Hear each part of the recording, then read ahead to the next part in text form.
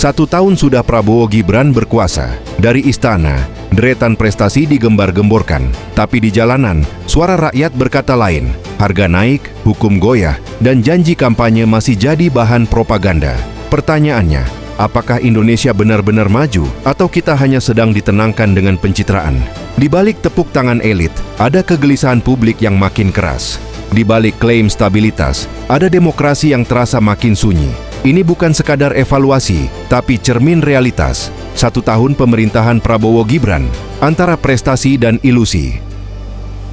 Menjelang 1 tahun menjabat, 20 Oktober 2024, 20 Oktober 2025, pemerintahan Prabowo Subianto dan Gibran Rakabuming Raka memasuki fase krusial.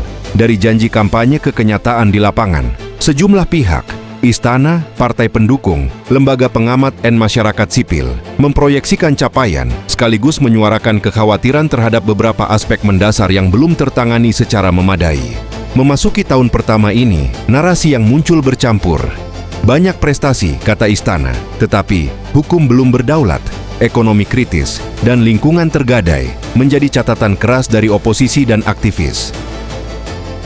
Menjelang 1 tahun pemerintahan Prabowo Gibran, istana dan para pendukungnya gencar menonjolkan sederet capaian yang disebut sebagai bukti keberhasilan awal.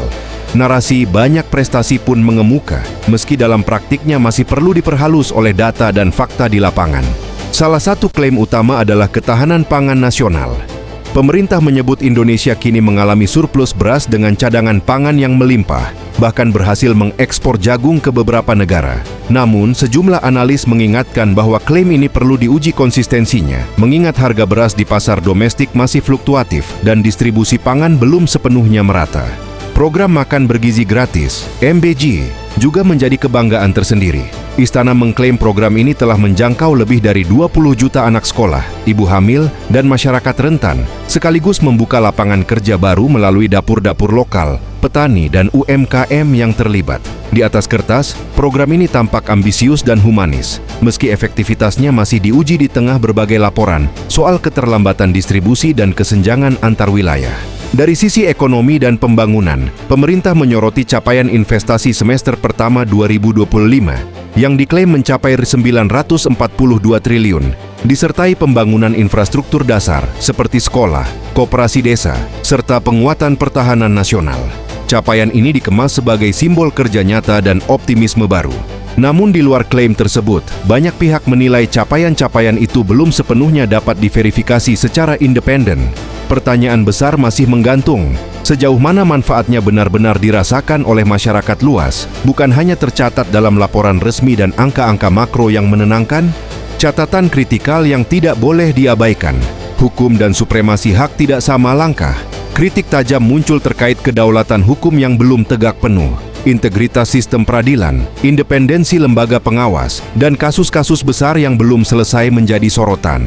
Praktik kedekatan politik antara eksekutif dan legislatif dikhawatirkan melemahkan mekanisme check and balance. Akhirnya, BEM UI dan organisasi mahasiswa menyelenggarakan aksi di DPR, mengkritisi realisasi janji-janji hukum, serta transparansi pemerintah. Ekonomi, tantangan struktural dan tekanan global. Target pertumbuhan 8% dianggap ambisius di tengah ekonomi global yang melambat dan tekanan inflasi, deflasi. Deflasi beruntun, kerentanan impor komoditas, dan tekanan sektor padat karya menjadi beban nyata bagi pemerintahan awal. Kebijakan stimulus darurat atau pembebasan utang UMKM, petani, nelayan dianggap sebagai obat sesaat, belum menjawab masalah dasar produktivitas dan akses pasar. Catatan lingkungan, hutan, iklim, dan risiko kebijakan ekspansi. Greenpeace dan Selios mengecam rencana alih fungsi 20 juta hektar hutan menjadi lahan pangan atau energi, karena potensi kerusakan ekosistem, emisi karbon, dan konflik dengan masyarakat adat. Perpres penertiban kawasan hutan yang bernuansa militeristik pun dianggap membuka ruang represif terhadap masyarakat lokal.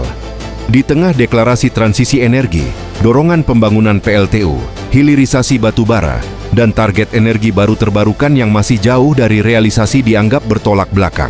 Tantangan pemerintahan, sinkronisasi, koordinasi, dan kapasitas. Dalam evaluasi 100 hari, banyak kementerian dianggap belum efektif berkolaborasi, birokrasi belum tangguh, dan komunikasi kebijakan pemerintah ke publik dianggap lemah. Tata kelola anggaran menjadi sorotan. sebagian publik menilai buruk dalam transparansi dan efisiensi. Aktivisme mahasiswa dan masyarakat sipil semakin vokal dalam menuntut pertanggungjawaban publik dan mendorong agar janji tidak hanya menjadi retorika. Konfrontasi narasi, istana versus kritik terbuka.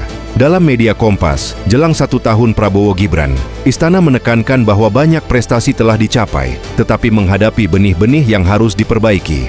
Namun, dalam artikel terpisah Kompas, kritik tajam disampaikan bahwa hukum belum berdaulat sebagaimana harapan publik. Sindo News menyoroti catatan ekonomi yang mengganjal. Meski tekanan ekonomi global besar, pemerintah harus punya strategi struktural agar dampak resesi tidak menimbulkan krisis sosial. Partai Nasdem dan mitra politik pun mengingatkan agar agenda besar seperti MBG tidak hanya diucapkan, tapi harus direalisasikan di seluruh lapisan masyarakat. Dengan kata lain, dari dalam istana sampai ke ruang kritik publik, konsensusnya adalah prestasi ada, tetapi tantangan fundamental jauh lebih menentukan masa depan pemerintahan. Skenario risikonya bila tidak diperbaiki, jika lembaga penegak hukum tetap dilemahkan, maka kepercayaan publik terhadap sistem peradilan dan supremasi hukum bisa runtuh. Potensi praktik oligarki dan politisasi kekuasaan makin terbuka. Kesenjangan ekonomi dan tekanan global bisa memicu krisis sosial, pengangguran, inflasi, kerentanan rakyat kecil, jika stimulus tidak mujarab dan reformasi struktural tertunda. Kerusakan lingkungan seperti deforestasi dan degradasi lahan akan meningkatkan konflik agraria, perubahan iklim lokal, dan hilangnya keanekaragaman biologis. Ketidakkonsistenan antara narasi dan kenyataan bisa menimbulkan krisis legitimasi apabila rakyat merasa janji-janji kampanye tidak disusul aksi nyata di wilayah mereka sendiri. Menjelang akhir, di antara narasi dan realita, di balik angka-angka yang diklaim sebagai prestasi, ada cerita lain yang tak tertulis di laporan resmi. Di desa, petani masih menjerit karena harga pupuk melambung. Di kota, buruh kehilangan daya beli. Di kampus, mahasiswa turun ke jalan menagih janji yang dilupakan. Sementara televisi nasional menyiarkan senyum para pejabat, rakyat justru menatap kosong. Kemana arah bangsa ini dibawa? Apakah ini pemerintahan yang benar-benar membangun atau sekadar menata citra untuk menenangkan publik yang mulai resah? Prabowo Gibran memang berhasil menjaga stabilitas politik. Tapi stabilitas macam apa jika dibayar dengan kebebasan berekspresi yang makin dipersempit? Mungkin 1 tahun ini bukan tentang kemajuan bangsa, tapi tentang bagaimana kekuasaan belajar mengendalikan persepsi. Penutup, setahun bukan penentuan akhir, tapi lintasan penentu. 1 tahun pemerintahan Prabowo Gibran bukan sekadar momen evaluasi seremonial, melainkan titik uji dari janji dan arah kepemimpinan nasional. Di tengah klaim banyak prestasi, pertanyaan terbesarnya tetap sama. Sejauh mana rakyat di akar rumput benar-benar merasakan dampaknya? Dari desa terpencil hingga kota padat, dari petani di ladang hingga buruh di pabrik.